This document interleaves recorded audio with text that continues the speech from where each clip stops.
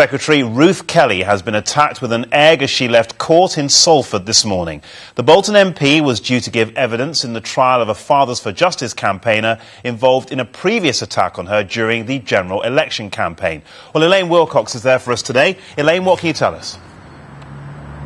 Well, Tony, I can tell you the attack took place here outside Salford Magistrates Court. As Ruth Kelly was leaving, a man had waited outside for the Education Secretary and threw an egg with some force at her head and a second at her back.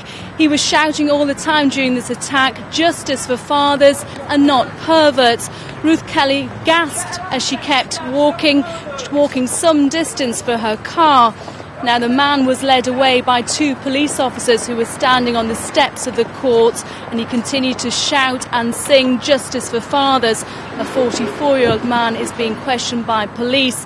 Now, this was the second time Ruth Kelly has been attacked. She was here in Salford as a witness after a previous attack where the Fathers for Justice campaigners, two men, had tried to put handcuffs on her at a meeting in Horwich during the general election campaign. Well, today, Simon Wilmot Coverdale pleaded guilty to threatening behaviour. It was while he was being sentenced to 2 months prison sentence suspended that the minister was attacked. Well, I asked him outside court his reaction to what had happened, and he smiled and said fantastic, but then he blamed the family courts. All fathers are let down by the family courts. All the children are let down by the family courts because they're not allowed to see the fathers. That's what's wrong.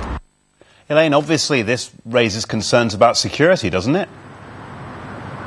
It raises serious concerns about security because this is a campaign group who thrive on stunts like this. We, I have to say, were surprised by how little security there appeared to be around the government minister. She walked into court with a female aide, walked out of court with just male aides. Now, this is the second time she has been attacked.